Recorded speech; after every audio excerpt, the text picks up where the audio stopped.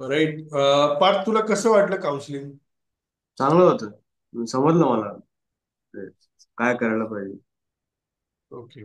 Okay. Clarity आली तुला career बद्दल असं? हो, क्लॅरिटी आली. ओके ताई, तुम्हाला कसं वाटलं काउन्सिलिंग? नाही, खूप छान होता. खूप डिटेलमध्ये माहिती सांगितली तुम्ही. आणि त्याचं जे नेचर वाईज तुम्ही सांगितलं ना, ते ऍक्युरेट निघालं त्याचं. अच्छा, तसंच आहे का स्वभाव त्याचं? हो, सेम तसाच आहे. Okay, great. तो सेम तसंच, जे जे पण रिपोर्ट मध्ये आहे ना, सेम तसाच आहे. आणि कन्फ्युजन मध्येच आहे सध्या तो.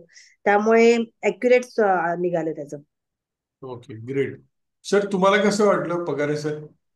नाही, खूप चांगलं आहे. म्हणजे एक गाईडलाईन मिळाली आम्हाला पण तुमच्याद्वारे. तर पुढे जर त्याचा पाथ आता चूज करायचा आहे आम्हाला पण, किंवा त्याला पण, त्याचं आम्ही करेक्ट पाथला जाऊ शकतो, इकडे तिकडे न जाण्यापेक्षा. बरोबर. बरोबर.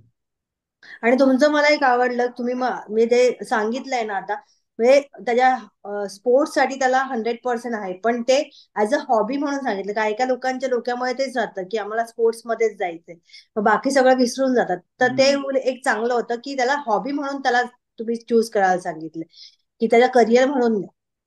बरोबर आहे, एकदम बरोबर. हम्म. बरोबर.